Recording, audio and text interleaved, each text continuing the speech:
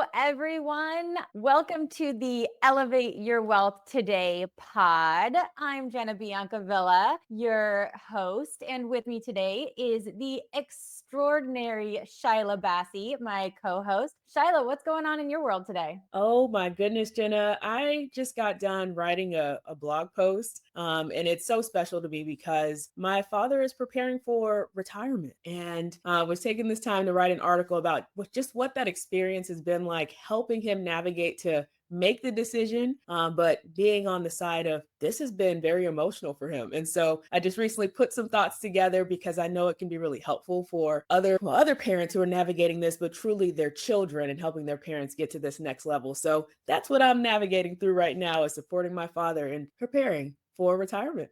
Oh, bringing a little bit of work home. I have to say, I kind of am doing the same concept of bringing work home as well. My sister had a baby yesterday.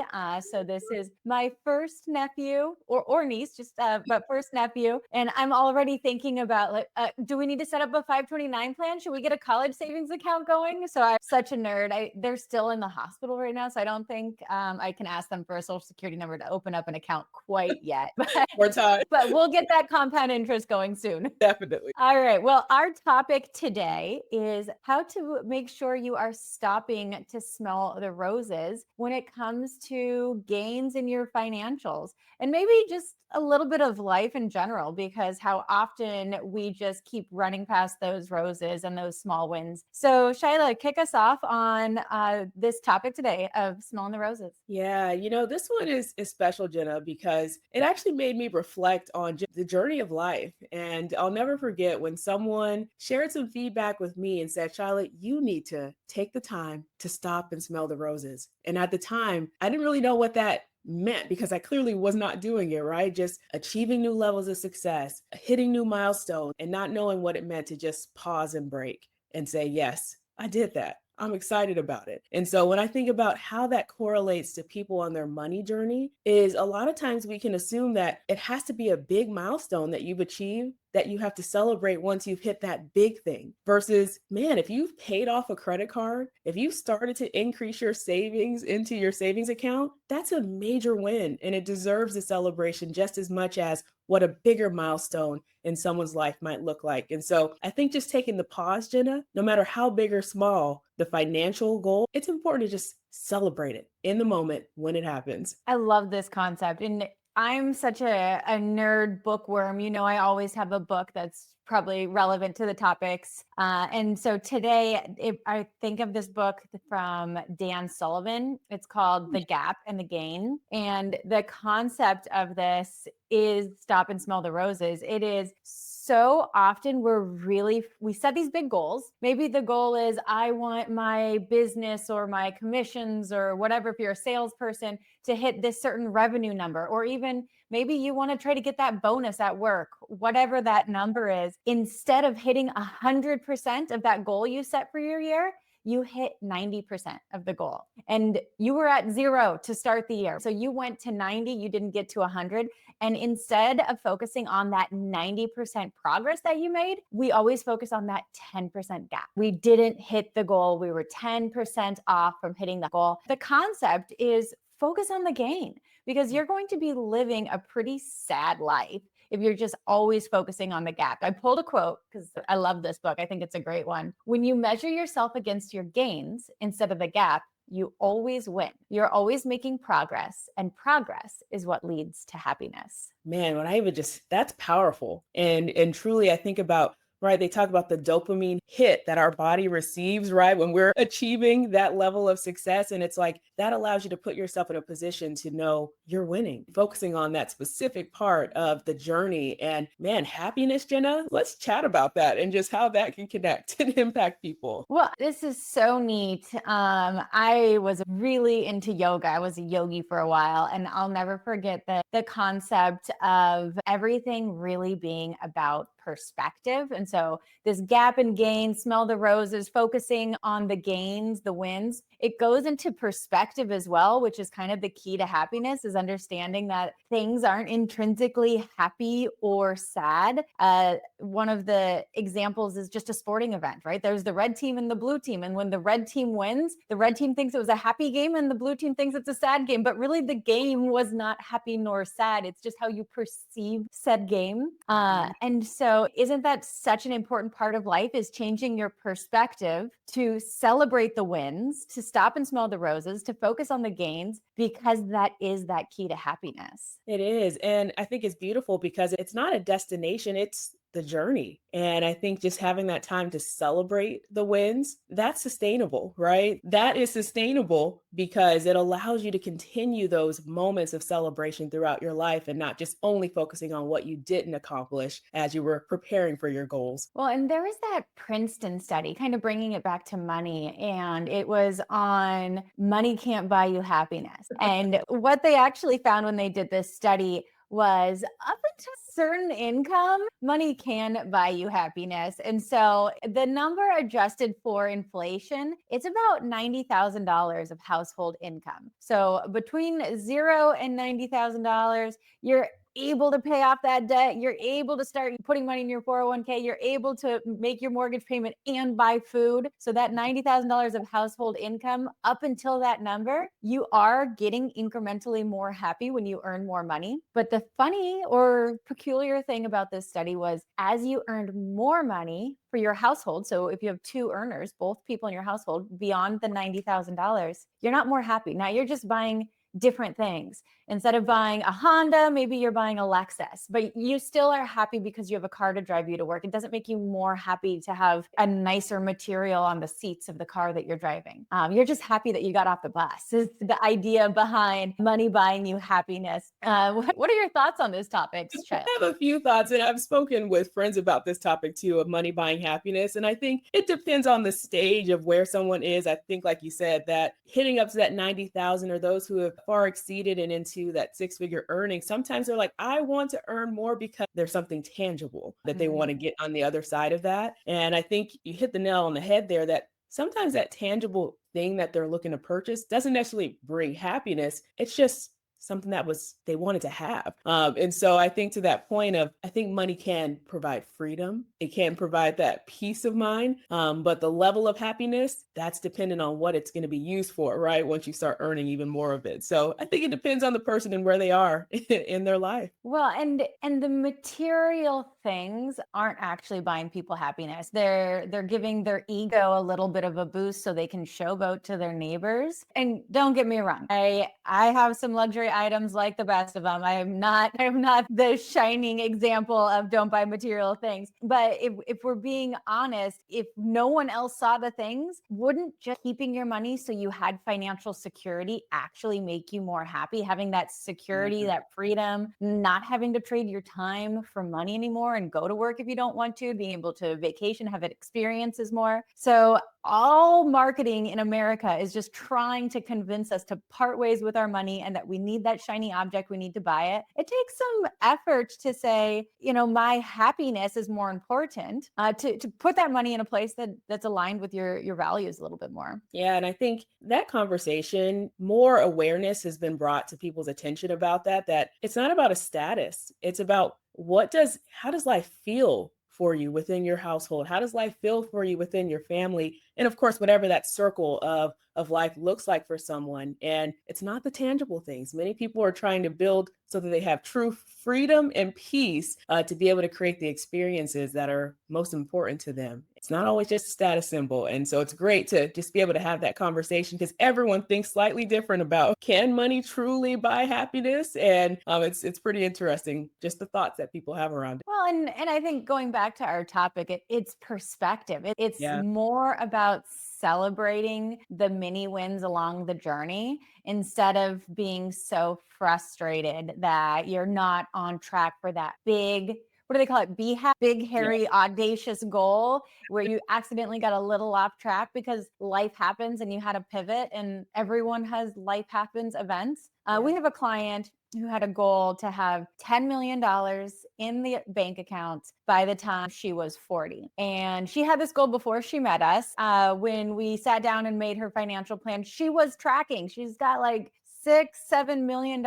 So we're tracking, but we started doing all the projections and all the different ways to try to hit that goal. And it looks like we're not going to hit it. And she spent a little bit of time really frustrated. She wasn't going to hit the big $10 million by 40 goal, but it was really fun to reset the goal, say maybe we can get there by 41 instead of 40. Let's celebrate how far you've come, because at how young she is right now, $6-7 million that she came from nothing. She earned all of that all by herself by working really hard. So I think reframing things, stopping to smell the roses, realizing even though you're not hitting the original goal, you did a pretty darn good job, and you need to celebrate that, because that is the journey of life, is perspective, right? Oh, it really is. And I think even if the journey and the time frame changes for people, that can even impact their emotions and feelings of, am I truly successful with this goal? And you made me think of a client who had set the target for herself to purchase a home. And she had said, I want to buy a home by the end of this year. This was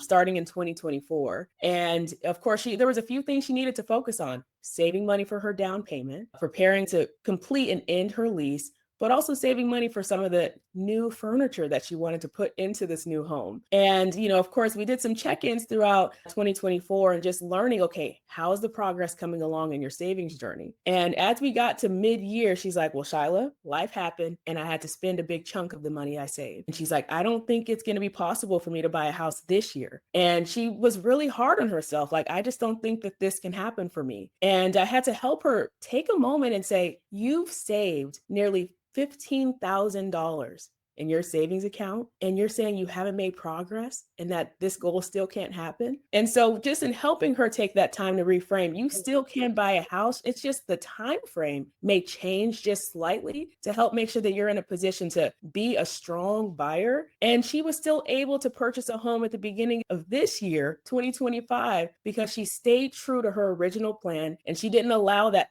small life mishap that happened mid last year to stop her from achieving her goal. But it could have been that easy for her to take all that progress, allowing one simple thing to throw her off track and say, hey, I give up. I can't do it. And so it was nice to be a part of that simple conversation to help her say, you did it. You're on the journey to becoming a homeowner. And she didn't stop. Now she can truly smell the roses of her journey in her new home because she took the time to stay consistent with it. Yeah, I say to people all the time that this silly ladder that we're supposed to be climbing throughout our life is not real. There's no ladder. It is a series of pivots and jungle gyms and slides and shoots and falls. I think being real that we're all going through pivots. We're all going through hard times. I think the highlight reels that we see on social media make it look like everyone's just climbing this easy ladder and has an easy life. But I had a conversation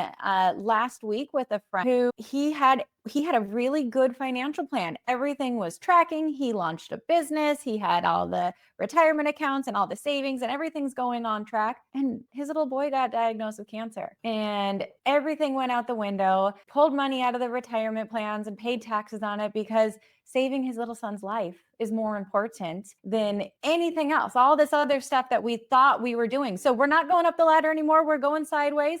And that's okay, because priorities change and we made a pivot. And I think more people need to share that they can have a moment of stop and smell the roses. I'm really glad I made a financial plan. And even though I thought the plan was for this reason, there was actually a different silver lining. And it's so that I had the money to be able to cover the treatment for my son. Smelling the roses in even the saddest of situations, that thank God we do have this money saved, even though it's not the original intention. And as hard as that is still a stop and smell the roses moment to say, I'm glad we were trying to do something with our money. Just being in a position to be prepared for life's unexpected changes that Mhm. we never know when they're going to come. And that's just a different perspective of stop to smell the roses. And it doesn't always have to be a positive circumstance that's happening. It's you put yourself in a position to be prepared. That is big, Jenna. You just don't know what's going to happen, but I think a good rule of thumb is most likely sooner or later something will happen. And I think too often Americans, we're so growth oriented and growth mindset. And we think, oh, I'll get the bonus next year and I'll make more money next year and I'll get the better job next year. So then next year I'll start saving.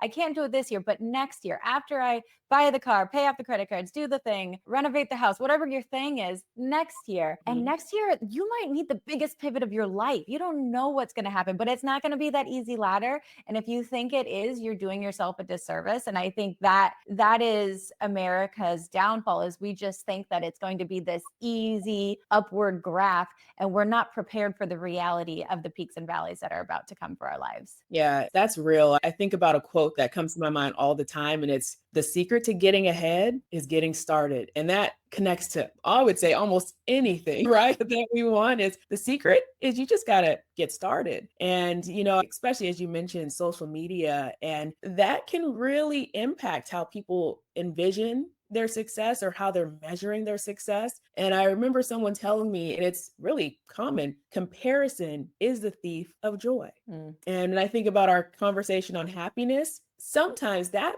might be the reason people aren't experiencing the happiness that they desire is because they're spending potentially too much time comparing where they are in life or what someone else has to what they currently have. Oh, so are we saying money can't buy you happiness, but it can save you from sorrow? If you hit a really difficult situation and you have the money to pull yourself out of it, maybe it's the opposite. It won't buy you happiness, but it might pull you from the sorrowy hole that might be in front of you. I think that's true. I Is think it that's is it too dark? it's dark, but it's real. Yep. So it's there to prepare you for the unexpected. And this is a theory as old as time. Everyone's heard the idea of have an emergency fund account. It sounds just like a broken record and like what your dad's advisor said, that or your dad's grandpa's advisor, whatever. But we're talking about it from a fresh perspective, but it's the same darn topic of Mhm. you need money for emergencies. Yeah. And I think even as we're talking about stopping to smell the roses on this money journey, if that's where someone needs to start and they're thinking big picture around, I want to be at a certain net worth by the age of, we'll say 50, 60,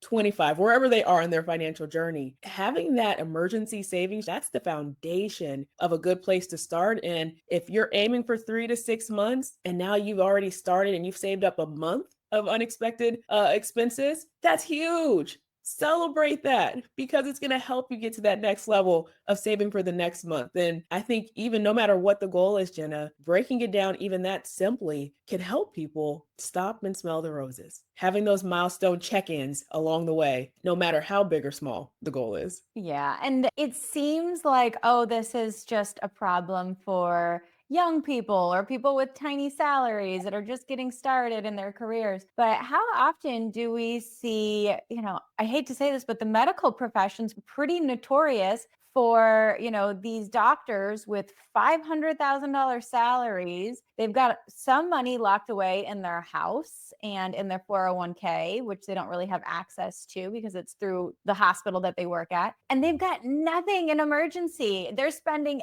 everything they make and sometimes even going into debt. And so it's not just the kids straight out of school that need to worry about getting that emergency fund going. Sometimes it's some of the highest earners in our country that don't have emergency funds. It's wild, but that's why people end up filing bankruptcy and getting themselves into really bad situations because they weren't prepared for a pivot. Yeah, that's the biggest piece is there's no, and I think when we talk about timing and you talked about the specific ladder of life, right? We're all climbing some ladder. We might be on different ladders, but we're all climbing to go somewhere, wherever that big picture is. There's no exact time frame for any age group for when you should be at something specific. And I think that no matter where you are in your journey, the secret to getting ahead is getting started. So, more than anything, you're in a position to be prepared for what life has to bring. And life is bringing obstacles for every single person that's walking it. And so, I think that that's the biggest piece, Jenna, is preparedness, but also finding the joys in the journey, especially around our money and building that relationship with it along the way. Yeah. And part of finding joy and happiness is that age old question of what is your life purpose? And trying to find really what is the point of your life? What are you living for? What brings you joy? And then using that ladder analogy, I heard this quote and I thought through it with a lot of my clients who retire and sell their businesses. And the quote is, I spent my whole entire career climbing up this ladder to get to the top of the ladder. And I got there. I sold my business. I got to the top of this ladder only to realize it was leaning against the wrong building. This isn't actually where I wanted to go with my life. And when you're, retiring and selling a business and at the end of the career, you don't get to go back down the ladder, put it against a different building and then go up again. And so maybe making sure you really think through what's the purpose and am I building this life in the direction of what I really want for my life? That brings me joy, that brings me happiness. And I think if you take the time to stop and smell the roses along the way and see appreciation, you're probably going to be more aware of, are you going in the right direction? That's good. That's really good. And man, that just like comes into just full life planning. We talk a lot about just the financial segment of how people should think with that big picture why, but it's like looking at how do you want family life to feel? How do you want your finances to feel? How do you want extracurricular activities in your life to feel? What does life post work truly look like and what are you building towards? Like what you just mentioned, Jenna, is such a big piece of just that life planning journey. And how do we take the steps now to build towards the life that we truly do want versus just working to work? I think it all comes back to perspective, smell the Yeah, roses, and the topic that we started with today. I think that's a full circle. it really is. That's powerful. All right, Shyla, anything else on this topic today? No, I'll just remind us and everyone listening, take the time to smell the roses, no matter where you are in your journey. Every moment along the way deserves a celebration. Thank you, Shyla. And thank you, everyone, for listening today to Elevate Your Wealth podcast. We're happy to have you, and we'll see you next time. See you next time.